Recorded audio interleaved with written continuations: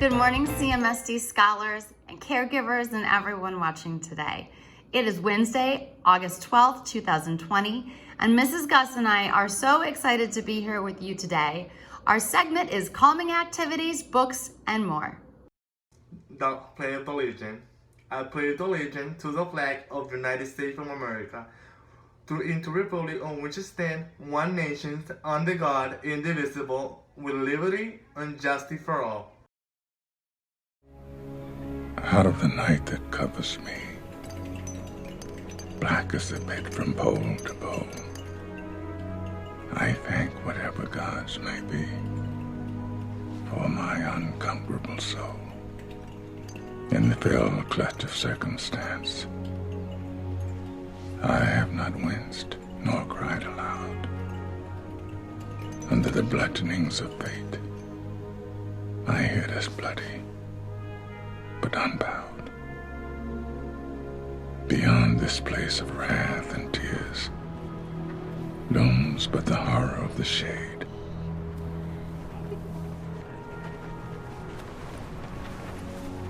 And yet the menace of the years binds and shall bind me unafraid. It matters not how strait the gate, how charged with punishment the scroll. I am the master of my fate.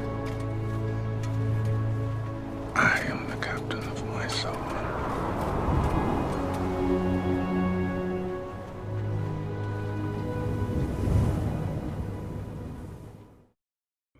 So what you just saw was this poem, Invictus.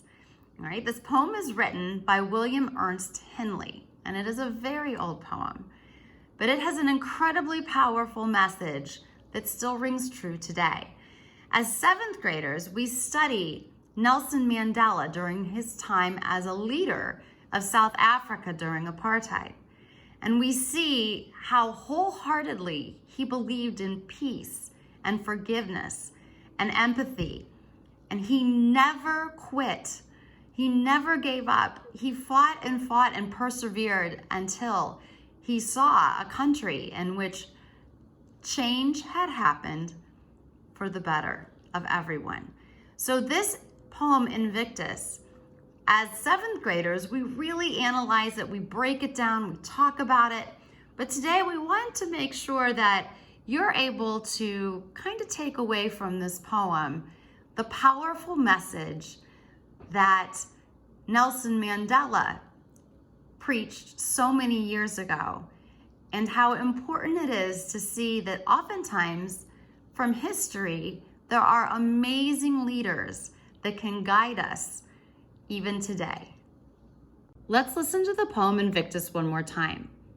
Pay real close attention to the words and the meaning that you find from each one of the stanzas. Invictus. Out of the night that covers me, black as the pit from pole to pole, I thank whatever gods may be for my unconquerable soul. In the fell clutch of circumstance, I have not winced nor cried aloud. Under the bludgeonings of chance, my head is bloody but unbowed. Beyond this place of wrath and tears looms but the horror of the shade, and yet the menace of the years finds and shall find me unafraid. It matters not how strait the gate, how charged with punishments the scroll. I am the master of my fate. I am the captain of my soul.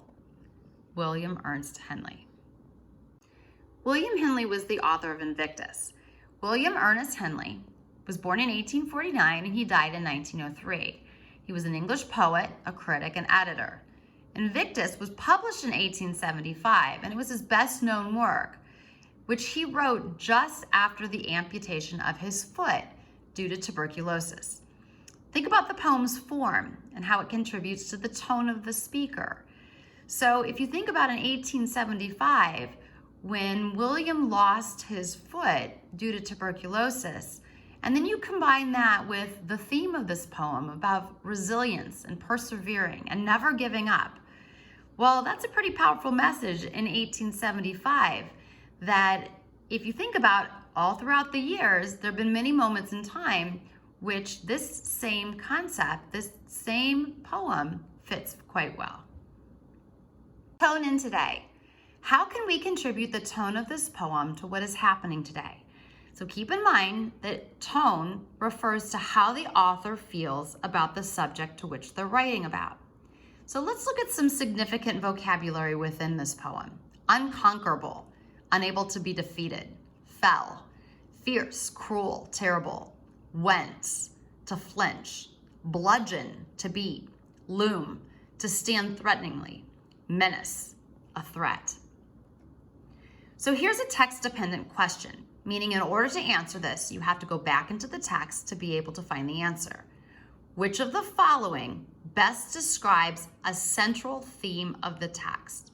So try and remember the poem's words along with the video clip that really helps put some visuals and images within our mind to help us understand the poem. A, identity is important to build self-confidence. B, independence means refusing to follow anyone else's rules or laws. C, resilience is the ability to keep going and to refuse to give up. D, sacrifice is necessary to make someone a hero. Okay, so if you were choosing the central theme from this poem, which one would you choose? Well, if you chose C, you are correct. This poem talks about resilience being the ability to keep going and refusing to ever give up, even in the hardest of times. So let's take a look at our social emotional standards that we're going to be learning today. We are going to be generating positive responses to various social situations. We're going to utilize strategies to manage social pressures. We're going to recognize the importance of confidently handling tasks and challenges while reframing negative thoughts and engaging in positive self-talk. We're going to describe the relationship between thoughts, emotions, and behavior, and apply strategies to regulate response. We have some really cool things coming up for you. Hi CMSD Scholars, it's Dr. Dowie here with another book recommendation. But before I get into that, I wanted to talk a little bit about stress relief, as I know that's been the topic of the day. For me, all the uncertainty revolving around the coronavirus has been pretty stressful. Not knowing what the school year is going to look like, when I'm going to get to see you all in person again. You know, there's so many unknowns add a lot to our stressors. So for me, when I want to calm down or relax, I do a couple things. First, I always keep in contact with the people I care about the most. So that could be sending someone a message, picking up the phone and calling them, or seeing them at a distance if necessary. You know, when we talk about social distancing, I think it's important that we differentiate between what social distancing means and like physical distancing. And I think a lot of things that I've read about it talk about how it's important that when you're thinking about the fact that you have to stay physically apart from somebody, that doesn't necessarily mean that you're alone. So I think that's pretty helpful to understand. I also have been getting a lot of exercise, getting a lot of rest, and of course reading books, because it kind of takes you out of the moment into, you know, and thrusts you into a different one. So the book that I would like to talk to you about today is called Us in Progress by Lulu Delacree.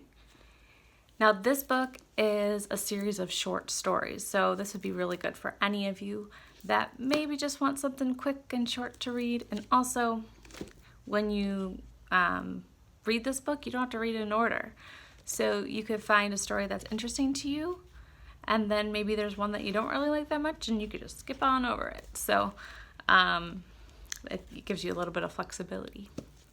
So I'm going to go ahead and read the inside cover of this book, just to give you an idea a little bit about who the characters are and what the different types of short stories are. In this book, you will meet a young girl whose day at her father's burrito cart surprises her. You'll meet two sisters working together to change the older sister's immigration status. So someone's immigration status determines whether or not they could stay in a country. So when you immigrate somewhere, you come from another country. And it's not certain that you get to stay there, kind of unless you get permission. So that's what they're working on. The passionate announcer of a pickup soccer game with neighborhood kids versus techies. Now, techies are people who are really good at technology, which many of you are, because I've had to have some of you help me with things many times in the classroom. A Texan boy working to overcome the judgments formed by his father's Border Patrol job and his grandfather's prejudices. So Border Patrol job, that would mean that that's somebody who works right on the border and kind of like polices who can come in and who can't, and and then a prejudice is some idea that somebody holds against somebody else, usually based on something like a stereotype, which is not, something that's true, but something that people believe, but it's not a fact. And many more young Latinos living in the United States. You'll turn the pages to experience life through the eyes of these boys and girls, see their hardships, celebrate their victories, and come away with a better understanding of the many ways that Latinos exist in the United States today. The acclaimed author Lulu Delacree's short story collection is heartwarming, humorous, and insightful, a groundbreaking look at the diverse Latinos who live in this country. So, again, I highly recommend reading Us in Progress in any order that you would like. All right, guys, stay well and be happy. Okay, so have you ever tie-dyed anything? Well, Miss Ludanowski is a phenomenal teacher at Scranton, and she is going to show you a great way to add a little bit of tie-dye into your life. Hi everyone, it's Miss Lou, and I teach 3rd grade at Scranton. Woohoo! Miss Gus called me up and asked me if I would like to participate in a quick video about how I stress relieve during these times. So I always look for inspiration on Instagram. So as I was scrolling through, I stopped at a post where a word that I did not know came up. It said, how to make or DIY a maskless. And I was like, what? What does that word even mean? A maskless is a necklace for your mask. Because of course we're wearing masks to keep us safe in these times. DIY maskless for your face masks. All you need is a couple things that I had laying around my apartment. The first thing that I have is a bowl full of beads. All different colored beads from different necklaces that I had that I just put in the bottom here and saved for the next project that I was going to be working on. Beading takes your mind off things, and it really gives you a creative way to stress relieve and have fun and be creative. So all you need is beads and some elastic cord or any kind of beading string or material. You can also use regular thread, I think. It just depends on how thick it is. You also need a pair of scissors, a lobster clasp, and a jump ring to add to it. First, when you get started, you need to cut the right amount of string. So if you put it around your neck and you kind of hold it out to where you want the maskless to end, then all you do is just snip it and you have your start, right? But you need to add the lobster clasp so all the beads don't fall off, okay?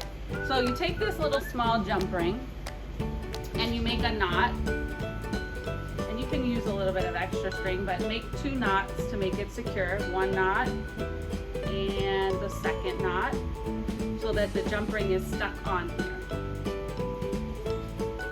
And when you pull it apart, you can slip on this lobster clasp that'll clip onto your mask. So you clip and then push. And that is secure.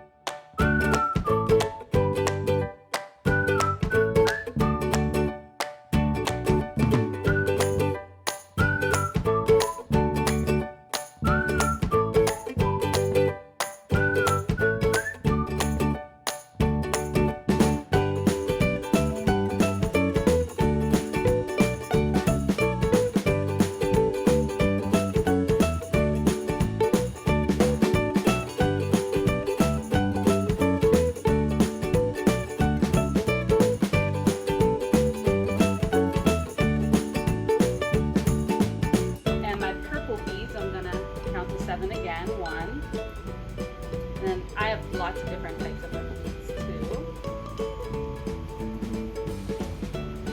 3, and it's kind of fun just to sit there and really think about the beads and a pattern that you do as well. 3. And sometimes it gets a little bit at the end where you can't really fit it through the beads, so you can just make a quick cut and go right through your hand. So it makes it a sharper point to get through your beads. Alright, we have, and then I always have to count again, 1, 2, 3, 4. Okay, 3 more of the purple beads. Oops, 5, 6, and 7. Okay, so now I have my finished maskless here, but the other end doesn't have a lobster clasp yet, so I'm going to just do the same exact thing at the end of here. Ooh, pretty. And I have my other mask that I made before, and all you do is clip it on the ends that go around your ears. You can use this with like those surgical masks too, the blue ones. And then you can, oops, put it over your head. Voila! And there you go. For fun and stylish. Cute, huh? Bye! You decide that you want to make your own cube. Well, here's a couple different activities that you can add to your cube. All right, so one cube is dedicated to reading and writing activities. For example, read for 25 minutes, write a friendly letter, follow a recipe, compose a poem about the year 2020, compose a song about your favorite person, write a personal narrative. The other cube can be filled with physical activities. So think about things like doing 50 jumping jacks, do a plank and hold it for as long as you can, drink a big glass of water, do 25 sit-ups, do 25 push-ups, run in place for 3 minutes. So you can switch these out to fit what you feel would be really fun, but here's some really cool ways to get started. Okay, good morning, everybody. One of the ways that we like to deal with our anxiety or our stress is to kind of get it out of our systems. So a lot of times at school, in middle school, we will take brain breaks. And I found these awesome cubes at Target this morning, $3 for 2 cubes. And what's nice about these is they are dry erase markers, so you can, oh, it's not erasing, but you can write different exercises on each side of the cube. So I figured one cube would be exercises and the other cube would be reading and writing activities. So I'm going to show you how to do this. You can Google how to make an activity cube. They have a lot of patterns on there. They have a lot of YouTube videos that show you exactly how to fold them out of paper, and you can make them real easy and you can write on them. So for example, I put 50 jumping jacks, 25 push-ups, run in place for 3 minutes,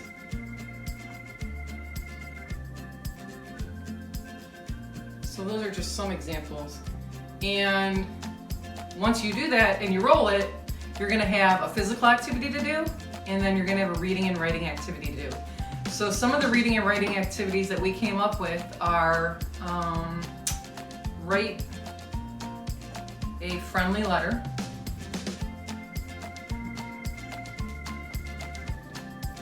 compose a poem about your favorite person, follow a recipe, that's always fun, and you're gonna see some girls follow a recipe pretty soon, just gonna be awesome. So let's pretend like every side of the cube is filled up with activities. You can do this once a day, you can do this once a week. It just depends on what you want to do with your family, what you want to do with your friends, and all you do is toss them, and then whichever one is pointing up. So today I would follow a recipe and I would run in place for 3 minutes. Okay, another way to deal with stress and anxiety is to help people. A lot of people find relief in helping others, and we have a club at school that loves to help our community. one of the activities we do at school is we make blessing bags. And all you do is get a Ziploc bag and you write blessing bag. And then you can also, a lot of our scholars last year looked up really cool quotes or positive sayings. So you can also add a really nice note to whoever's gonna get this blessing bag. And what the object of the blessing bag is to make somebody's day a lot brighter.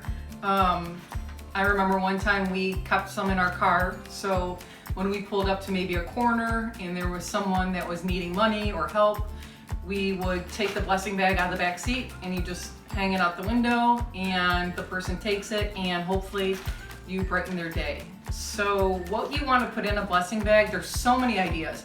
You can look it up on YouTube. I mean, there's endless things that you can put into a blessing bag. Some of the things that we've done in the past are just little snacks. Like this is a snack on the run, tuna salad. And we get a lot of it at the Dollar Tree. So a toothbrush, some lotion. What I like to ask my friends and family for are their trial size shampoos and conditioners when they go on vacation. Or people that work in the hotel business. I have this awesome mom that used to donate for us little trial sizes, so we'd like to pop those in there. Miniature trial size toothpaste, even dry shampoo if you can find that. And sometimes we like to put just loose change, quarters in there in case there's a vending machine around and they can go to the vending machine. So you just pop it all in there, zip it up, put it in your back seat, and you're good to go. Hey guys, it's Libby and Lizzie, and today we're going to show you how to relieve stress and anxiety by making slime. The ingredients are glue, baking soda, shaving cream, contact solution, food coloring is optional, and spoons and bowls. So the first ingredient we need is glue. And it's important to save money to buy the glue. So you're going to pour in your glue.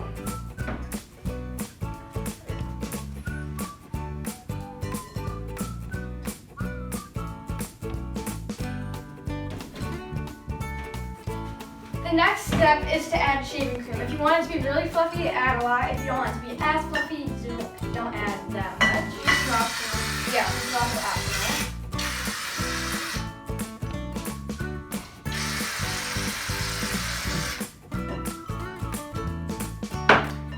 And then you're gonna mix.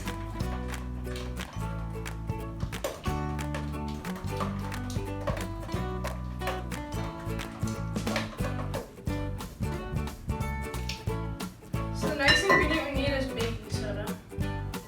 You're gonna do 2 to 3 pinches depending on how much slime you want to make. If you want to make a lot, then do more, like 3 to 4 pinches. But if you're not making that much, just do those. Yeah, do those. And you're gonna mix. And the next ingredient after that is food coloring. This is optional if you want it, like a fun color.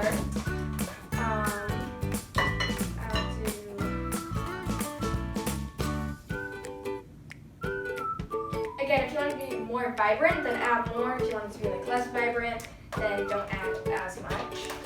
Great word choice with the word vibrant.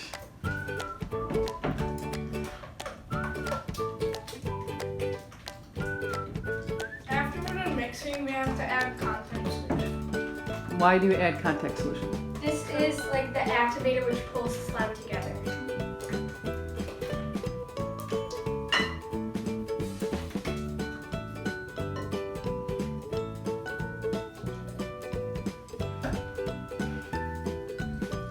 I know kids that have used chocolate milk powder to make chocolate slime. It was cool. Yeah, some of my scholars, yeah. And mouthwash, I think, to make it minty.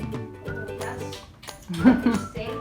And so since this is the activator, you're gonna want to keep adding it a little bit at a time until it forms a clumpy, I guess, consistency. Consistency, another great word.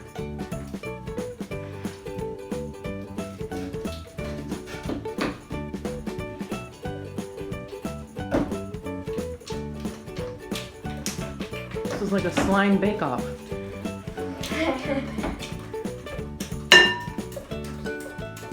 And So Livy just mentioned the word consistency. So think about what consistency means based on how she used it in context.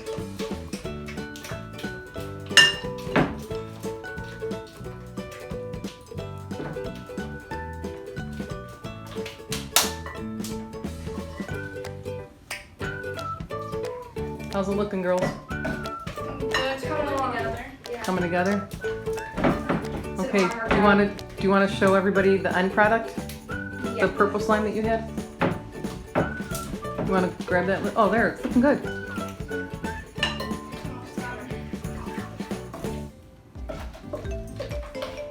So a lot of our scholars like making this no matter how old you are. We love making this because it is a stress reliever, and even the process of making it is exercise, and the end product is something that you can manipulate and kind of relax yourself, calm yourself down, take your mind off of things. Ooh, that's a pretty lavender. And then Lizzie and Libby like to store it in Ziploc bags or old containers, and it stays for quite a while, right, girls? Mm-hmm. All right, thank you. Bye. Another way to relieve stress and anxiety is by making stress balls. So what you'll need are a funnel, flour, balloons, and spoons. And sometimes if you don't have a funnel, you can curl a piece of paper to make it look like a funnel, and then you can feed the flour through the funnel. Okay, or so the the paper. first thing is you have to put the balloon around the funnel or paper like that, whatever you have. So next you take your spoon, you scoop up the flour and put it in. And it's a little messy, but... And then you shake it so it go in. Or you can like, jab it on down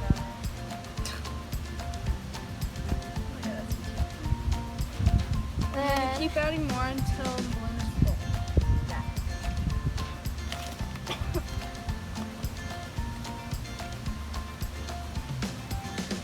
Why do you guys like stress balls? They're fun to play with and they're quiet. That's a good point. Liz? They relieve stress.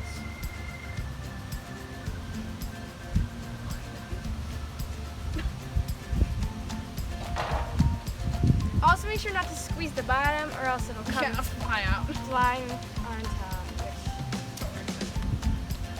Okay, so essentially, once you're done filling it up, what do you do next? You tie Tie the balloon. it, and then it should turn out like this. And then you play with it.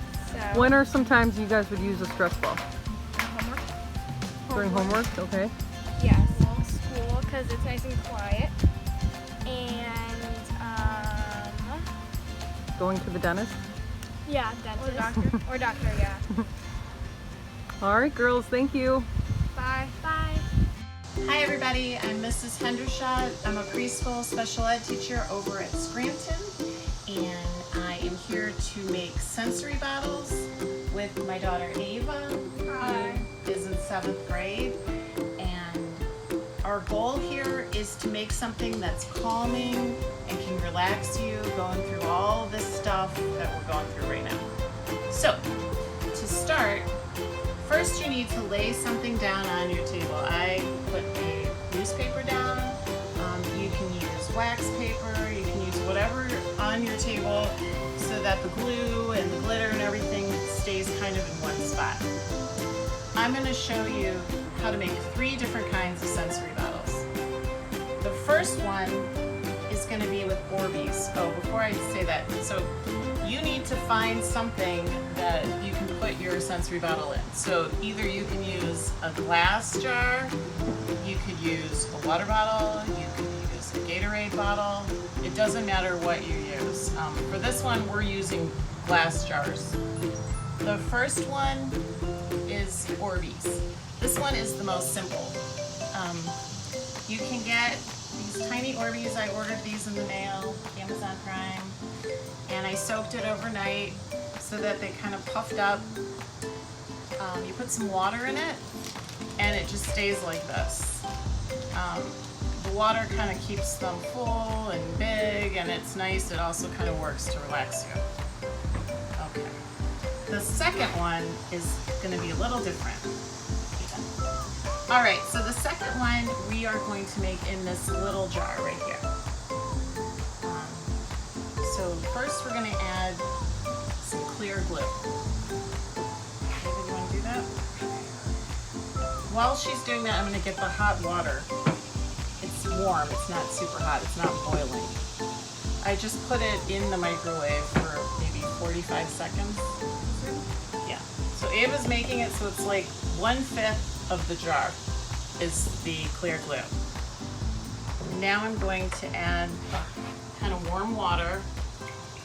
You don't want to do it all the way to the top because you want it to be able to kind of shake with the glitter.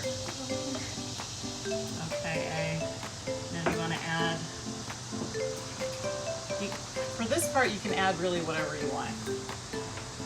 She's choosing silver glitter and some silver stars and some gold stars.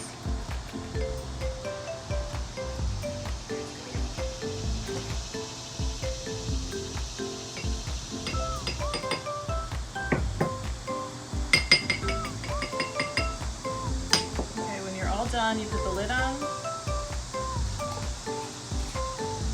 And kind of move it back and forth.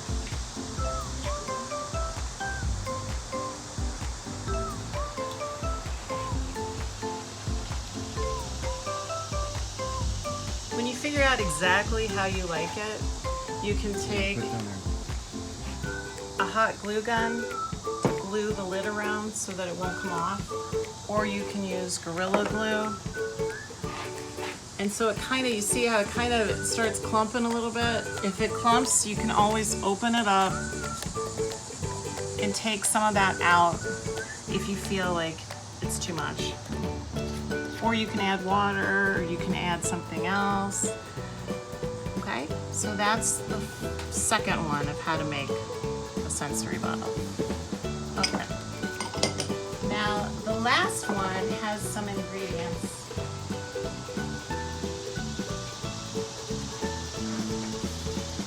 These are all the ingredients for the third sensory bottle. There are more ingredients. We'll see how it turns out compared to the second one. Okay. Alright. So for this one, we are going to use a big jar.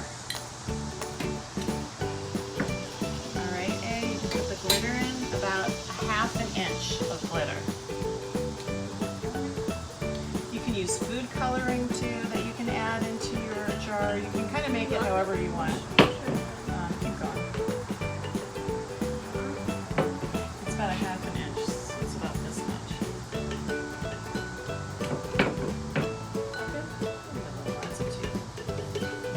Okay, now we're going to add a little bit of the water just so that the glitter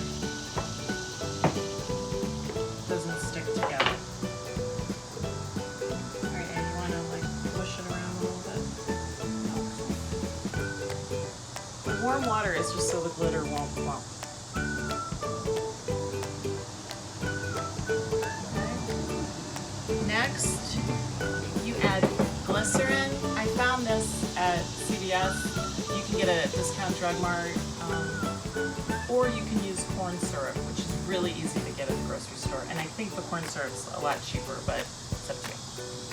All right, so she's gonna add the glycerin. That's what? Just, it's a 1/4 or 1/3 full. So like a 1/4, you divide it in half, and then maybe half of that. Half of what? Just keep going.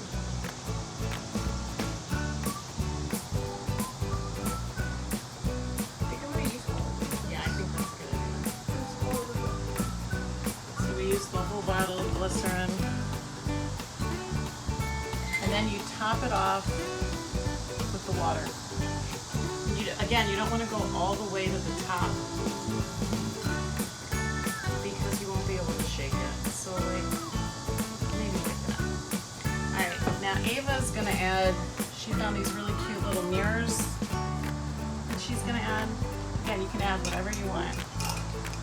Can you even see that? Do you want to add any glitter or stars or anything? Yeah. All right. Oh, sorry. And then you need 2 to 3 drops of dish soap. Tissue free is gone. So I'm just gonna go 1, 2, 3. I think all of that just makes it so that it doesn't stick together. So once again, you just shake it. Make sure that it's the right consistency. Can't see the mirrors. Maybe move it up and down. So you can kind of play around with it a little bit. I hear the mirrors, and there they are. And I'm seeing it. So the whole point of these sensory bottles are as a tool to kind of help you calm down if you get kind of anxious or mad or stressed out. And there's so much going on inside, and it's really like inside of you. There's a ton going on. You get upset, you get mad, you start shaking it, and then you just watch. And everything kind of starts to mellow out. While it's mellowing out, a good technique, Avery, you want to practice this with me, is to breathe in through your nose and out through your nose. So you go while it's settling, and that should calm you down. So hopefully these will help you, and you can have some fun making them. All right, thanks. Okay, CMSD scholars, so we have seen how to make stress balls, we've seen how to make slime, we've seen some cool tie-dye and blessing bags and all these different strategies to help us lower our anxiety and to become calm. And up next is an incredibly talented CMSD scholar by the name of Moises Tuez. So Moises has been in many of our segments, and he says our pledge at the beginning of every segment, but he's also done lots of pieces, many clips for us along the way. So Moises is going to be a junior, 11th grade at the Cleveland School of the Arts, and he's an incredibly talented actor and model. And he's going to be explaining what it is that he does before a performance to help lower his anxiety level, to help get him prepared for this big moment ahead of him. And I know so many of you are performers, and so many of you are dedicated to the arts, that I think we can learn so much from Moises and all his amazing ideas, that we can adapt some of those to ourselves, and even in the classroom, some of the strategies that he uses. And I think they'll all help us lower anxiety and help us to calm and just be in a happier place. All right, take it away, Moises. Hi, my name is Moises Tuez. I'm a junior in Cleveland School of the Arts. I'm a theater department. What we do as an actor, before going to stage, we first come all together, pray. Then we do some warm-ups, physical warm-ups, and vocal warm-ups. Then we get to places.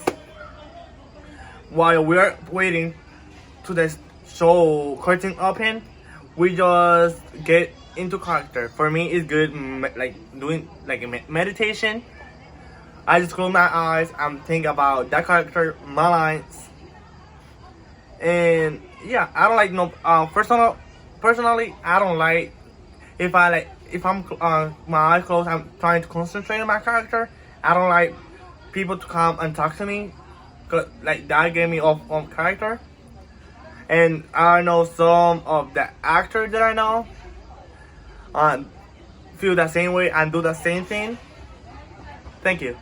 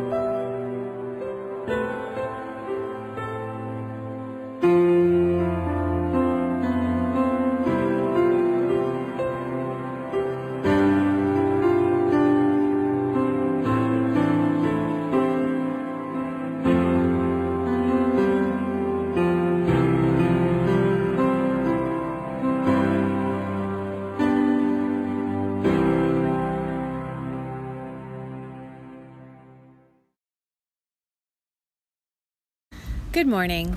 My name is Tamara Zelwin, and I'm a 7th and 8th grade math teacher at Orchard STEM School. Today, our lesson is going to be about how to use tables and graphs on a coordinate plane to recognize and represent proportional relationships. I hope you enjoy this lesson.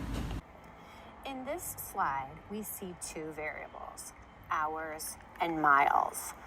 The slide is titled Number of Miles Driven per Hour so that we can figure out for every number of hours in the table how many miles have been driven.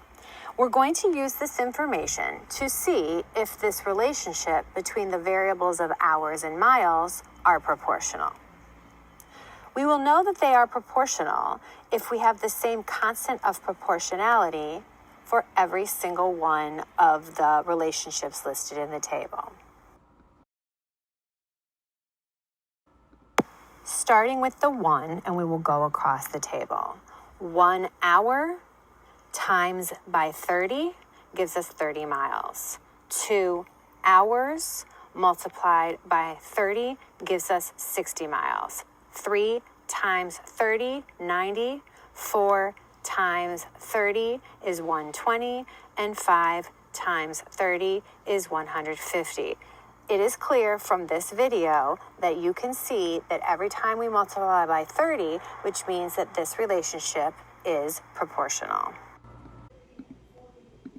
Let's take a look at these two variables, minutes and number of jumps. Starting at 0 with the minutes, it will go through 5, and we'll take a look and see if there is a proportional relationship between these two variables. We will know that there is a proportional relationship again because we have multiplied by the same number in every single relationship. Let's take a look. When I start at 1, I multiply 1 times 15 and get 15. 2 times 10 is 20. 3 times 10 is 30, 4 times 10 is 40, and 5 times 11 is 55. Notice that we did not multiply by the same number. Therefore, the relationship between the minutes and the number of jumps is not proportional. In this particular example, we have the number of inches grown per month. This particular table starts with 1, but it does not count by ones in the month row. So let's take a look and see if this relationship is proportional using multiplicative reasoning. Starting with the 1. 1 times 2 is 2. 4 times 2 is 8. 6 times 2 is 12. 7 times 2 is 14. And 10 times 2 is 20. Well, it looks like we are multiplying every single month by 2 to get our number of inches grown. Therefore, the relationship between the months and inches grown is proportional. In this example, we're going to look at numbers of pages read per night. This particular table starts at 1, does not count by ones as we go across the night row.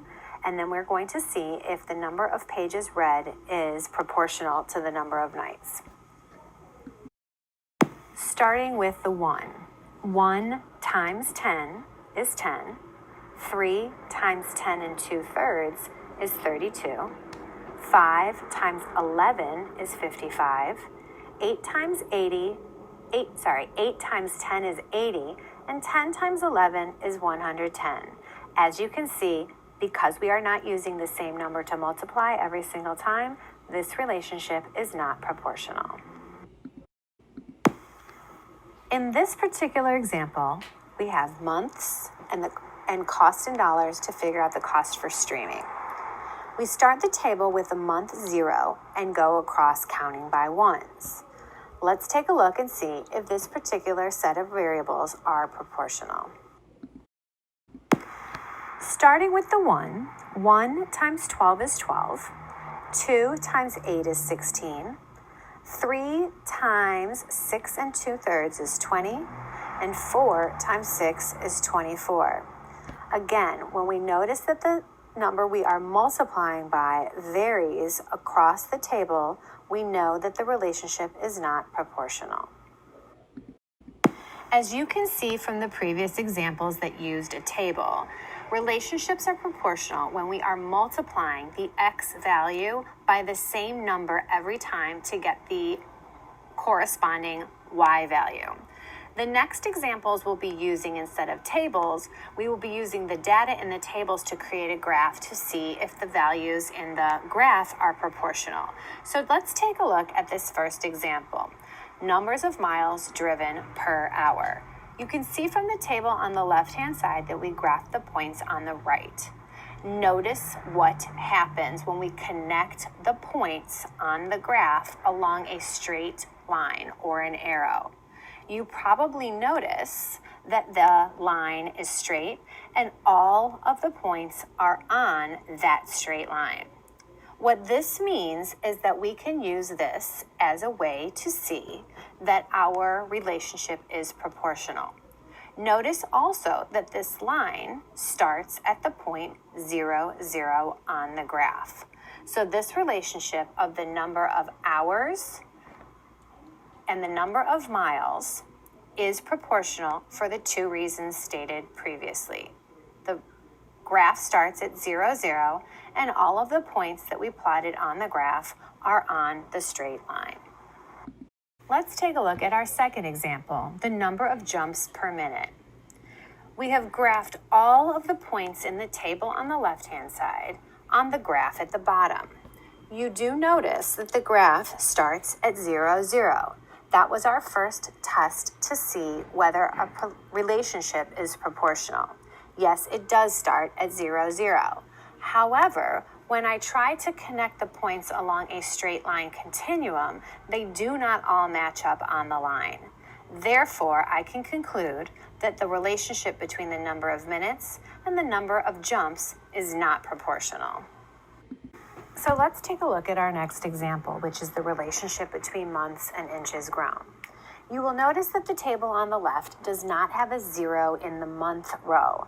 So we need to determine whether or not this graph will start at 0, 0. So we gone ahead and plotted the points for the coordinates that are listed in the table and connected the points, and noticed that if we continue to connect the line, that the line would start at 0, 0, which does make sense because in 0 months, it would make sense that nothing would grow. So again, our graph starts at the point 0, 0, which is also known as the origin. The straight line connects all of the points, and you will notice that we do have a proportional relationship. Let's take a look at our next example. Again, we have number of nights and number of pages read. Our table does not start at 0, 0, but it does have a lot of data that we will use the graph to determine whether this relationship is proportional. It kind of makes sense that if I read for 0 nights, that I would read 0 pages. So putting a 0, 0 at the beginning of our graph is a logical point, and that is in fact where our graph starts. So when we went ahead and graphed the rest of the points from the table and connected them with our arrow, it does appear that one of the points at least is not on the line. Therefore, we can conclude that this relationship is not proportional. In our last example, we look at the cost for streaming. Again, we have the table on the left-hand side and the graph on the right-hand side. Our table does start with 0 for the months, but if we look at the graph on the right-hand side, we notice that the graph does not start at the origin. It does not start at 0, 0. So even though when we look at the graph and see that it is a straight line with all of the points connected by the arrow, because it does not start at the origin, this particular relationship is not proportional. As you can see, you can find out from a graph or from a table whether a relationship is proportional or not. I hope that you learned from this lesson, and I hope you also enjoyed it. Have a wonderful rest of the summer and be safe.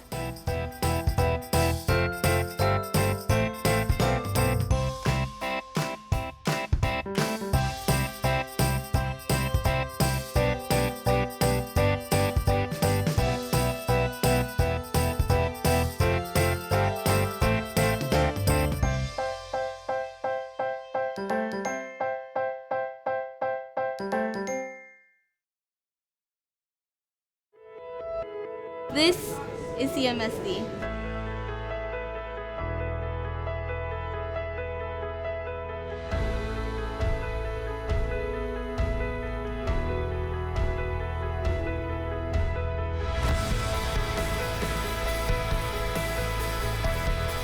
I am. Yo soy. I am Cleveland's Public Schools.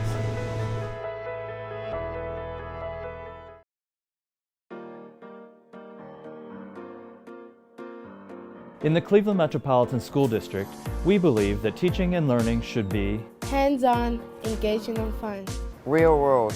Personal and culturally relevant. Challenging. We believe teaching and learning happened When we work together with our classmates. When we talk to each other. We believe schools function best when they have the support from District Central Office. A central office that provides specific supports to each school and recognizes that one size does not fit all. A central office that bases support on best practices and our feedback. A central office that utilizes the strengths of teachers and leaders across the district. At the Cleveland Metropolitan School District, we believe all children can learn and achieve at high levels. Our graduates must possess skills like creativity and innovation, Critical thinking and problem solving. Global citizenship. Communication. In the Cleveland Metropolitan School District, we believe that all students must graduate career and college ready with the skills necessary to fulfill their dreams.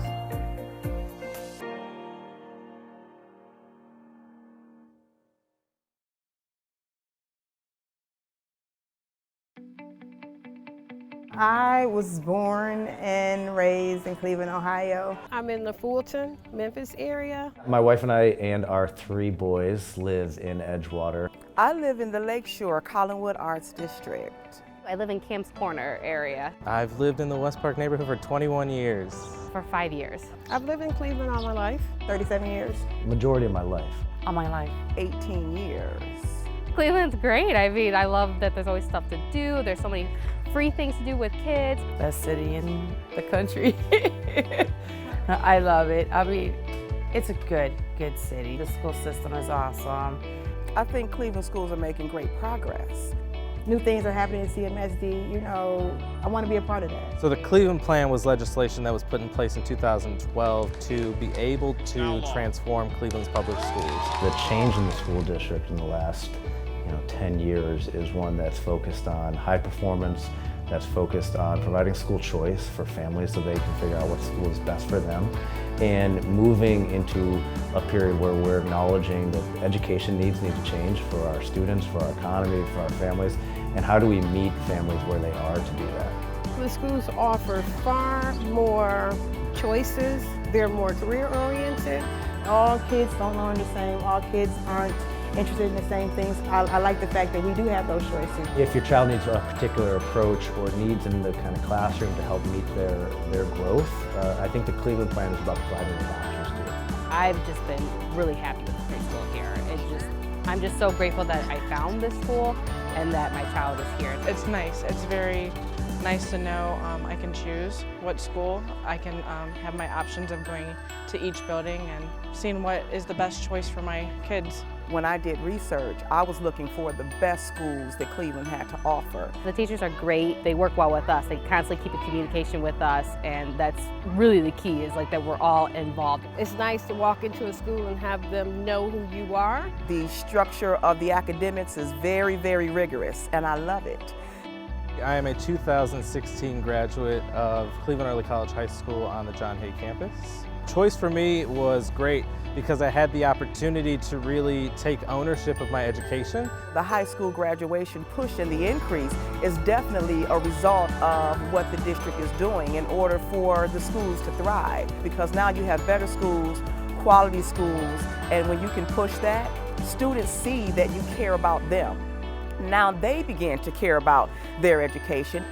We stand with 117 private colleges that are going to offer every student in the public school system of Cleveland, Ohio, free college tuition. Say Yes to Education is an initiative in our city which offers wraparound support services to students and their families so that students can be most successful in their K-12 education. Probably the biggest headline of Say Yes is that it's going to offer last dollar tuition scholarships to students to any public 2- or 4-year institution, as well as accredited Pell-eligible career and technical trainings. Families at this point have no choice to say that, oh, my child, I can't afford college, or I'm not going to send my child to college, because that opportunity is there. The barriers, the social, economic, demographic, all of the things that especially a lot of urban kids have to endure, which prevents a lot of them from prospering, are definitely minimized. It's amazing. I couldn't be happier with the way Cleveland is moving up. We are doing what we set out to do in 2012 with the Cleveland Plan. We are actually seeing results, and that's a great thing. It's an incredible accomplishment. We don't see this kind of growth in the urban district elsewhere in this country. The children are the future. Anything that we do, we have to plan for them to get a great education, a quality education that is technologically advanced so that they're prepared. And with that preparation, you can't stop us. Cannot stop us. So look out every other city, because Cleveland is on their way.